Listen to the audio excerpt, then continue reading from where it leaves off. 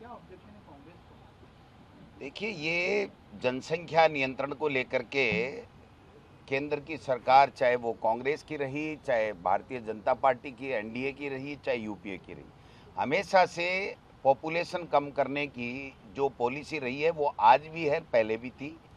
और उसी को लेकर के 91 में भैरू सिंह जी जब मुख्यमंत्री थे तब ये लाया गया था कि पंचायत राज के और नगर निकाय के जो चुनाव हैं वो 2 से ज़्यादा 95 के बाद में अगर बच्चे हैं तो 95 के बाद में बच्चा नहीं होना चाहिए, कट ऑफ डेट जो एक निर्धारित की थी।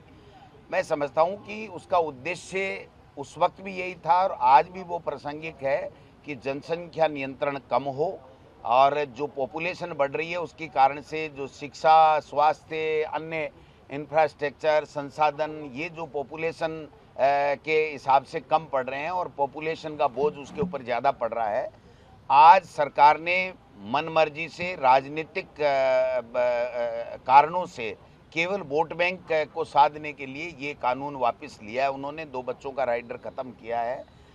मैं समझता हूँ कि न तो इन्होंने कोई सर्वे कराया, न कोई अभी ऐसा कोई कारण मौजूद है, कोई सरकार के पास में ऐसा कोई डाटाबेस भी नहीं है कि साहब पॉपुलेशन कम होगी, लोग जागरूक हो गए हों, या भारत सरकार ने अपनी पॉलिसी बदलती हो, या दूसरा कोई ऐसा आ गया। और सरकारी अधिकारियों के तो आज भी लागू है, केवल प्रमोशन से 1/12 की छूट प्रमोशन में दी जरूर गई थी, लेकिन आज जिस प्रकार से लाया गया बिल, वो एक तरीके से केवल और केवल राजनीतिक अपना छुपा हुआ एजेंडा वोट लेने का, लोगों को राजी करके उसके तहत आज भी आप देखिए राजस्थान में जो 8 करोड़ से ज़्यादा की जनसंख्या है, जयपुर के क्या हाल हैं आप देखिए कि ट्रैफिक जाम रहता है हमेशा की हमेशा, लोगों के लिए शिक्षा के लिए संसाधन नहीं। हाईकोर्ट हमारे को जो है वो सरकार को डांटी पिला रहा है कि 21,000 करोड़ रुपए चाहिए बच्चों को सरकारी स्कूलों में पढ़ाने के लिए, उनके लिए संसाधन नहीं है, बच्चियों के लिए टॉयलेट नहीं है, बच्चियों के लिए सैनिटरी नैपकिन नहीं है, स्वास्थ्य के अंदर जो रोज़ाना की रोज़ाना परेशानी हो रही है, लोगों को स्वास्थ्य का जो अधिकार हमने दिया था उसकी भी धज्जियाँ उड़ाई जा रही हैं, लोग बीमारी से मर रहे हैं। और लोगों में जो 2047 का सपना लेकर के विकसित भारत का चल रहे हैं, और उस विकसित भारत में आप पॉपुलेशन को अनलिमिटेड करने की बातें कर रहे हो केवल और केवल आरएसएस की पर्ची के कारण से।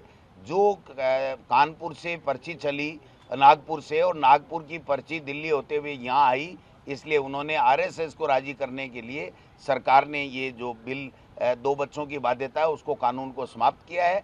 ये हमारे राजस्थान के ऊपर एक तरीके से संसाधनों के ऊपर बोझ डालने वाला है, इससे कोई फायदा नहीं होगा। इससे 2047 का उनका जो विजन है वो स्पष्ट आ रहा है कि केवल इनको वोट और सरकार लेने से मतलब है, इनको देश से और देश के संसाधनों से कोई लेना देना नहीं। दिलावर जी ने 3 बातें कही। जनसंख्या जो पहले 3.6 थी वो अब 2 पर आ गई है उसका अनुपात, और पिछली सरकार में जब आपकी पार्टी की सरकार थी मार्च 2023 में कर्मचारियों को 3 से अधिक संतान के मामले में, 2 से अधिक संतान के मामले में प्रमोशन में छूट आपकी सरकार ने दी, और तेलंगाना के सीएम कहते हैं कि 3 से कम संतान है तो उनको तो चुनाव लड़ने का ही अधिकार नहीं होना चाहिए। तो ये तेलंगाना सीएम की पर्ची से काम करते हैं क्या? ये तो मोहन भागवत जी की और आरएसएस की पर्ची से काम करते हैं। मैं समझता हूँ कि जो जनसंख्या के आंकड़े हैं, आज बताइए 144 करोड़ हमारे देश की पॉपुलेशन हो गई, आज 8 करोड़ से ज़्यादा राजस्थान की पॉपुलेशन है, पीने का पानी नहीं है, गांव में सड़कें नहीं हैं, पढ़ने के लिए सरकारी स्कूल नहीं है, इलाज कराने के लिए हॉस्पिटल नहीं है, हॉस्पिटलों में डॉक्टर और सब सेंटरों में एनएम नहीं है, तो मैं समझता हूँ बिजली नहीं है गांव के अंदर, लोग परेशान हैं। और ये 2047 में क्या ज़्यादा बच्चे पैदा करके ले जाना चाहते हैं क्या? ये आरएसएस का एजेंडा है, केवल और केवल आरएसएस को खुश करने के लिए, अपनी सत्ता बरकरार रखने के लिए इन्होंने ये कानून में तब्दीली की है। सर, अभी ये शादी का मौसम है लेकिन कमर्शियल गैस सिलेंडर जो होटलों में चलते हैं सब पर एक तरह से रोक लगा दी गई है, उनका बजट बढ़ा दिया गया, कई होटल बंद होने के कगार पर। देखिए, सिलेंडर भी बैन कर दिए गए हैं, पेट्रोल डीजल भी जल्दी ही बैन होने वाला है, क्योंकि हमारी केंद्र की सरकार की जो विदेश नीति है, हमारे प्रधानमंत्री जी की विदेश नीति है, वो पूरी तरीके से फेल है। हमारे लोग जो खाड़ी देशों के अंदर बड़े परेशान हैं, उनके साथ में अन्याय हो रहा है, अत्याचार हो रहा है, वो आ नहीं पा रहे हैं, वो सुरक्षित नहीं है, उनका जो संसाधन है, उनकी जो मकानात आदि हैं वो वहाँ पर सुरक्षित नहीं है, उनका बिजनेस सुरक्षित नहीं है, वो बड़े चिंता में हैं। इस बात की कोई चिंता नहीं है। और देश के प्रधानमंत्री जी रूस से तेल लेने के लिए अमेरिका की अनुमति ले रहे हैं। आज पड़ोसी देश जितने भी हैं, चाहे पाकिस्तान हो, नेपाल हो, श्रीलंका हो, दूसरे देश हो, वो सारे के सारे उनसे संबंध बिगड़े हुए हैं।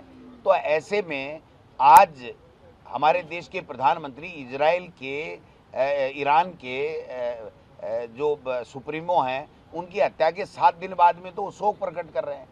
तो अमेरिका से अनुमति लेकर के शोक प्रकट कर रहे हैं।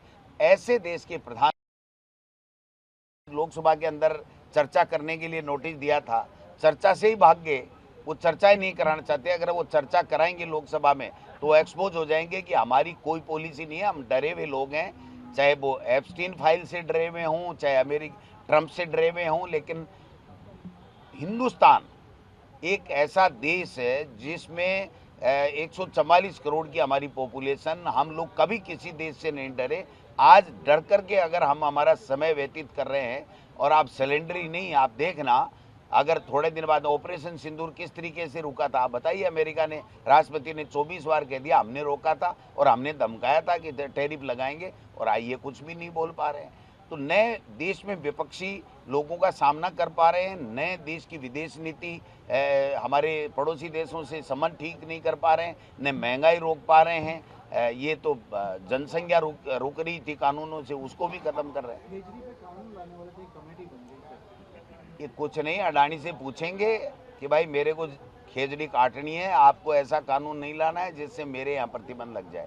पेलेंटी वेलेंटी कर करा के नक्की करेंगे, और इसका भी वो कानून जब भी लाएंगे तो आप देखना गरीब किसान वो ही परेशान होगा। अडानी अंबानी और बड़े उद्योगपतियों का कुछ नहीं बिगड़ेगा। वो आरा चला करके लाखों खेजड़ियाँ काटेंगे, उनका इस सरकार के समय कोई कुछ भी नहीं बिगाड़।